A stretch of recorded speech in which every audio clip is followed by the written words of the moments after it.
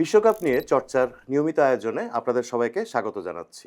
রোববার সকাল 7টায় বিশ্বকাপের কোয়ার্টার ফাইনালে আর্জেন্টিনা মুখোমুখি হচ্ছে সুইজারল্যান্ডের। দর্শক, আমরা আর্জেন্টিনা সুইজারল্যান্ডের ম্যাচের আর্জেন্টিনার একাদশ নিয়ে এই অনুষ্ঠানে আলাপ করব। আমাদের সঙ্গে আছেন রাজ শুভ নারায়ণ চৌধুরী।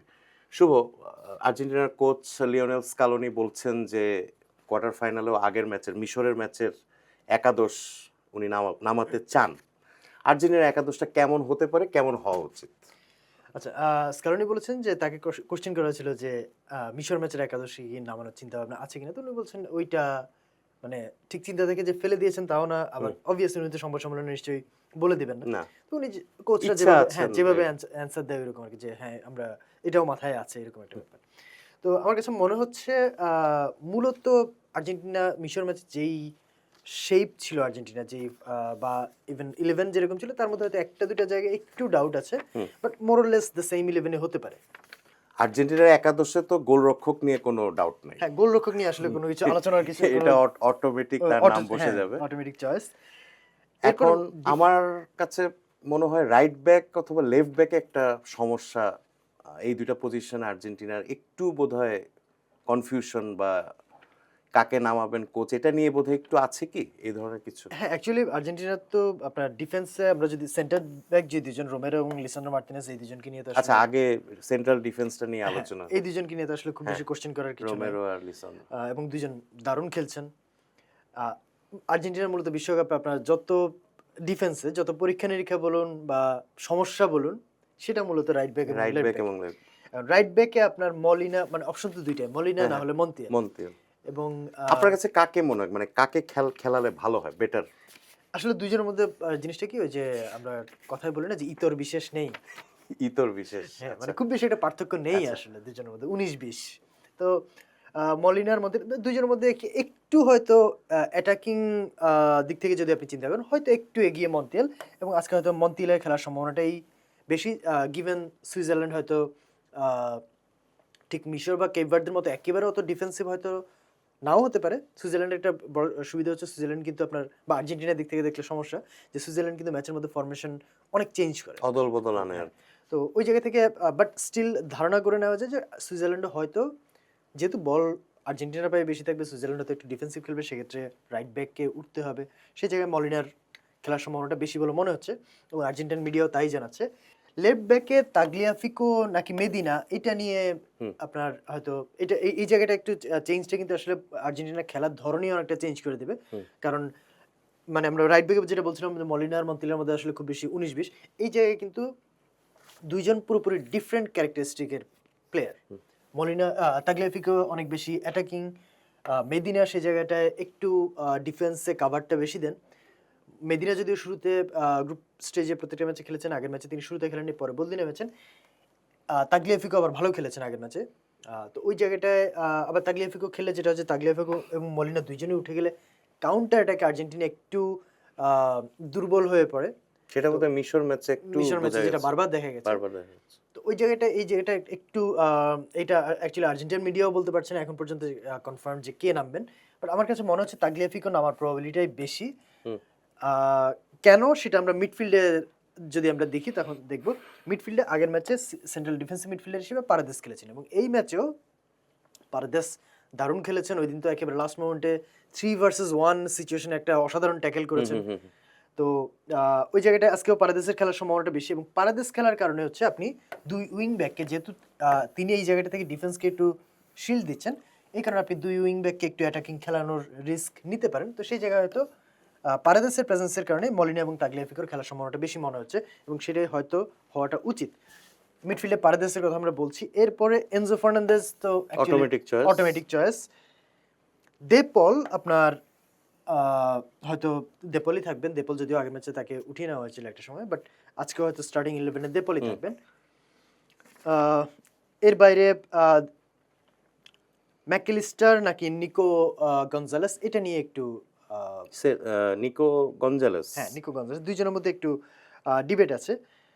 আবার ম্যাকলিস্টার তো ভালো খেলছেন, মানে ম্যাকলিস্টার ভালো খেলছেন, এখানে অবশ্য আর্জেন্টাইন ফ্যানদের একটা মিসকনসেপশন বলতে পারেন, বা এক একজনের দেখার ইয়ে, এবং জিনিসটা হচ্ছে ম্যাকলিস্টার যখন পারেদেস খেলেনি তখন ম্যাকলিস্টার হচ্ছে এই জায়গাটাতে খেলতেন, কিন্তু ম্যাকলিস্টারকে আমরা লিভারপুলে দেখেছি যে তিনি সবসময় এই জায়গাগুলোতে খেলেন এবং একটু অ্যাটাকে তার একটু কন্ট্রিবিউশন থাকে, কিন্তু যখন তিনি ডিফেন্সিভ মিডফিল্ডে খেলছেন তখন তো অ্যাটাকে অতটা কন্ট্রিবিউশন থাকে না, যে কারণে আর্জেন্টিনা শুরু দিকে কিন্তু ম্যাকলিস্টারকে নিয়ে একটা ম্যাকলিস্টার ঠিক অতটা ভালো খেলতে পারছে না এই ধরনের একটা ধারণা আর্জেন্টাইন সমর্থকদের মধ্যে ছিল, এবং ম্যাকলিস্টারকে চেঞ্জ করার একটা আলোচনাও বারবার এসেছে।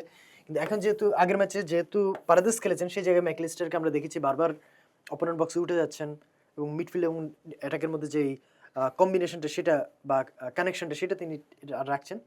তো সেই জায়গায় বাট আজকে ম্যাকলিস্টার নাকি নিকো গঞ্জালেস আবার ওইদিকে লোচেলসোকে নিয়েও একটা আহ, আলোচনা বলতে পারেন বা আর্জেন্টিনান ফ্যানদের একটা দাবি বলতে পারেন, ওইটাও আছে যে কে খেলবে। ম্যাকঅ্যালিস্টারের জায়গায় লো চেলসোকে হ্যাঁ ম্যাকলিস্টারের জায়গায়, কারণ লোচেলসো হলে লোচেলসো একটু বিট মোর ক্রিয়েটিভ।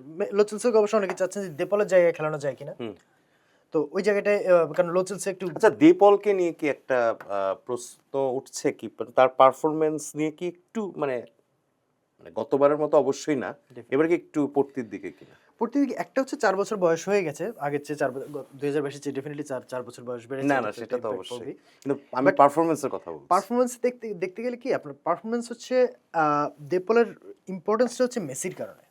মেসির কারণে কিরকম, কারণ মেসি যখন এই দিকগুলোতে চলে যান তখন দেপল হচ্ছে এই জায়গাগুলো কভার করেন, এবং দেপলের মতো রানিং, দেপলের মতো ডিস্টেন্স কভার করা, দেপলের মতো উইলিংনেস বা দেপলের মতো আবার দেপল কিন্তু আবার অপোনেন্টের কাছ থেকে প্রেস করার ক্ষেত্রেও খুব উইলিং। তো ওই জায়গাটা হচ্ছে দেপলের ইম্পর্টেন্সটা। দেপল হয়তো আপনি বলতে পারেন যে হ্যাঁ দেপলের কাছ থেকে আপনি পাস বা থ্রু বা রান, গোল, শট এগুলো আপনি খুব বেশি হয়তো দেখতে পাবেন আগের চেয়ে, যেহেতু 4 বছর বয়সও বেড়েছে ওইটার কারণে একটু ভাটা পড়েছে, কিন্তু দেপলের ইম্পর্টেন্সটা হচ্ছে এই জায়গায় কভার করাটা। যখন মেসি ধরেন ভেতরে ঢুকে যাচ্ছেন যা বা এদিকে মেসি কখনোই আসলে রাইট উইং এর প্লেয়ার না, তো মেসি যখন ভিতরে ঢুকছেন তখন দেপল হচ্ছেন এই জায়গাগুলো কভার করেন, যেটা আমরা সে আপনি বলতে পারেন লিভারপুলে যখন সালা খেলতেন তখন জর্ডান হেন্ডারসনের কাছ থেকে দেখেছি, বা ইভেন ম্যানচেস্টার সিটিতে কেভিন ডি ব্রুইনেকে দেখেছি যে মিডফিল্ড রাইট উইংয়ে যখন ভেতরে ঢুকেছেন তিনি ওই দিকটা দৌড়ে কভার করেন। তো ওই জিনিসটা হচ্ছে ডেপলের ইম্পর্টেন্স, যে ডেপল কেন আপনি আসলে আপনি খারাপ খেলছেন এটা বলতে গেলে আপনাকে এইটা মাথায় রাখতে হবে যে তিনি ওই জায়গাটা তাকে কভার তো করছেন। বডিগার্ড বলা হয় হ্যাঁ লিওনেল মেসির মেসি। বডিগার্ড বলা, ইভেন মাঠেও আপনি সেটাই বলতে পারেন। তো ম্যাকলিস্টারের জায়গায় এখানে লোচেলসোর আমি খুব বেশি সম্ভাবনা দেখি না। হ্যাঁ ম্যাকলিস্টার লোচেলসো দেপলের জায়গায় লোচেলসোর কথা বলা হচ্ছিল, দেপলের জায়গায় লোচেলসো আসলে খেললে আর্জেন্টিনার মিডফিল্ড আর একটু উইক হওয়ার একটা রিস্ক থেকে যায়, স্পেশালি কাউন্টার অ্যাটাকের এগেনস্টে মিডফিল্ড থেকে শিল্ড যেটা সেটা কমে যায়।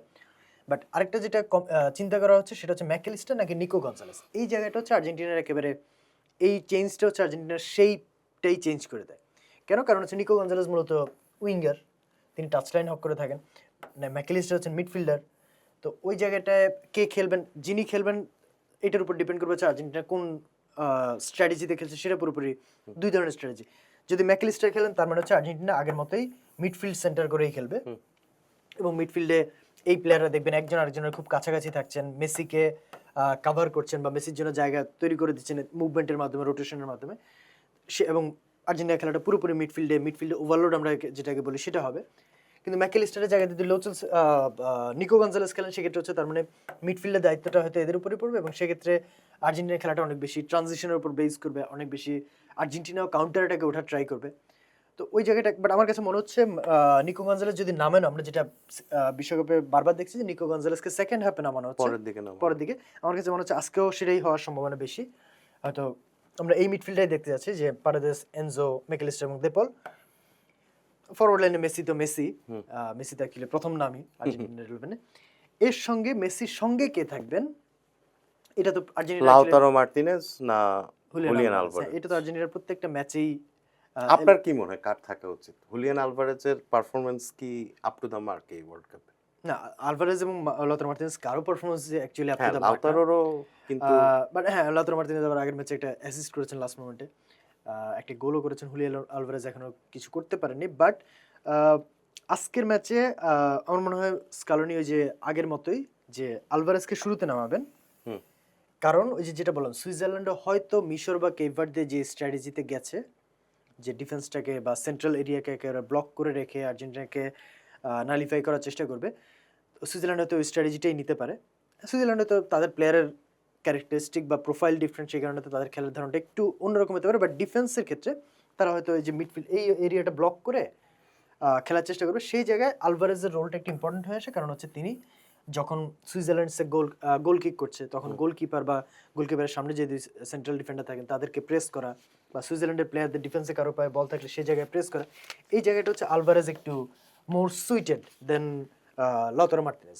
তো এই জায়গাতে মেসির সাথে আমরা আলভারেজকে দেখতে পারি, পরে হয়তো হুলিয়ান আলভারেজ সরি লতারো মার্টিনেজ হয়তো ম্যাচের সিচুয়েশন অনুযায়ী যদি সে আগের ম্যাচের মতো হয় যে আর্জেন্টিনা পিছিয়ে গেল, পরে গোল দরকার, তখন হয়তো হুলিয়ান আলভারেজের পাশেই লতারো মার্টিনেজকে নামাতে হতে পারে। বা যদি এমন হয় যে আর্জেন্টিনা এক গোল পেয়ে গেল বা গোল পাচ্ছে না কিন্তু হুলিয়ান আলভারেজ ভালো খেলতে পারছেন না, তখন হয়তো আপনি দেখবেন যে লতারো মার্টিনেজকে নামানো হচ্ছে হুলিয়ান আলভারেজের বদলে। তো এটাই হতে যাচ্ছে সম্ভবত আর্জেন্টিনার 11, যে আমরা যেটা বলি যে আর্জেন্টিনা 4-4-2 ডায়মন্ড ফরমেশনে খেলে অনেকটা এরকমই হবে আর কি, যে এরকম একটা শেপ আপনি হয়তো মাঠে দেখবেন।